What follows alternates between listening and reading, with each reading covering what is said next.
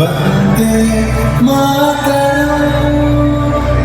1908 সালের 11ই অগস্ট কিংসফোর্ডে বন্দে মাতরম বলার দোষে যে বালককে পেট মারার হুকুম দিলেন ব্রিটিশ সরকার, তারই পক্ষে দাঁড়িয়ে ক্ষুদিরাম বসু ও প্রফুল্ল চাকি সাহেবের ফিটান গাড়ি লক্ষ্য করে বোমা চালালেন মুজফ্ফরপুরে।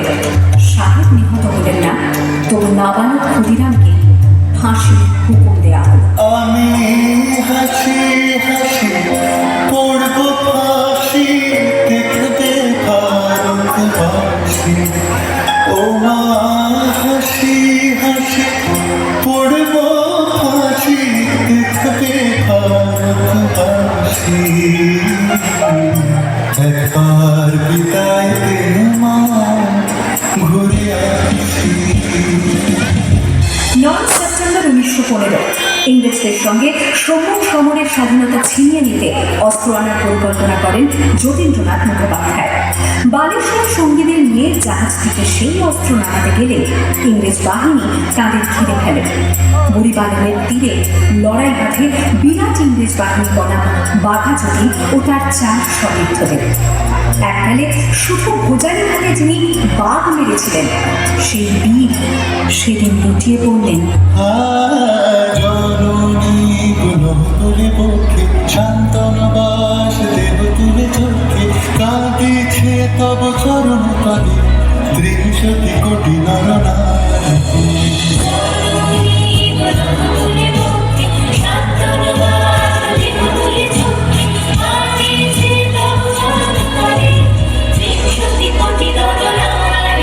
যারা স্বর্গ গঙ্গা এখন খেলে, স্বর্গের যে প্রিয় জন্মভূমি, জগতের প্রভুর মহাদেব খেলা।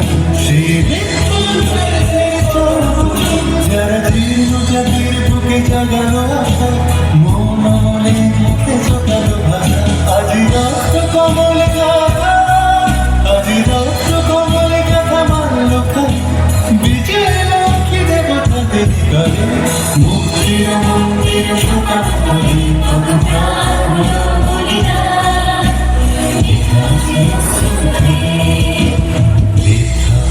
আছে অশ্রু জলে।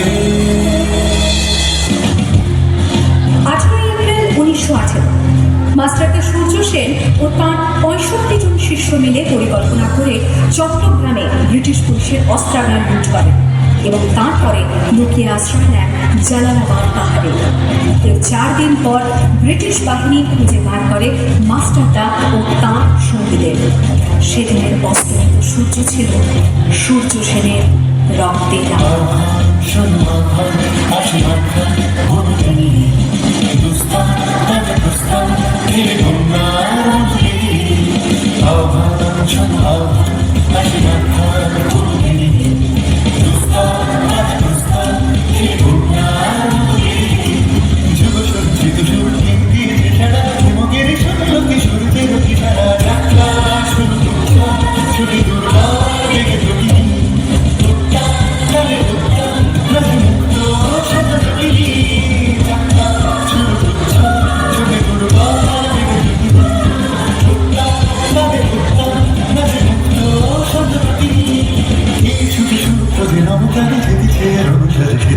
অধিকার অর্জনে এই শুধু সুপ্ত যে নৌকানে জেগেছে।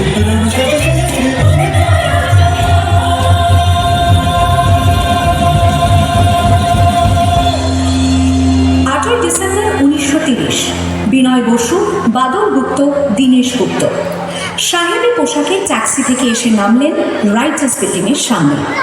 সোজা উঠে গেলেন দোতলায়। সামনেই সিমসনের ঘর। দ্বাররক্ষীকে ঠেলে ঢুকে গেলেন ভেতরে। বন্দুকের আওয়াজে গর্জে উঠল রাইটার্স। লুটিয়ে পড়লেন সিমসন। এরপর রাইটার্স বিল্ডিংয়ের অলিন্দ বারবার গর্জে উঠল বিপ্লবীদের গুলির শব্দে। তারপর টেগার সাহেব তার বাহিনী নিয়ে ঘিরে ফেললেন বিনয়, বাদল, দীনেশকে।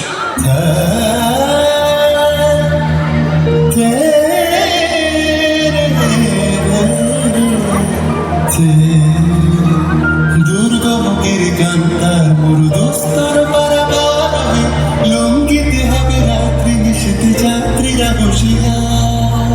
24 সেপ্টেম্বর 1932 মাস্টারদা সূর্য সেনের মন্ত্রে দীক্ষিত প্রীতিলতা ওয়াদেদার 15 জন সশস্ত্র বিপ্লবীকে নিয়ে পাহাড়তলি ইউরোপিয়ান ক্লাব আক্রমণ করে আগুন ধরিয়ে দিল। ভারতীয় ইতিহাসের স্বাভিমানী মহারানীদের মতো নিজের আত্মমর্যাদা অক্ষুণ্ণ রাখতে সেদিন প্রীতিলতা ওয়াদেদার পোটাশিয়াম সায়ানাইড খেয়েছিলেন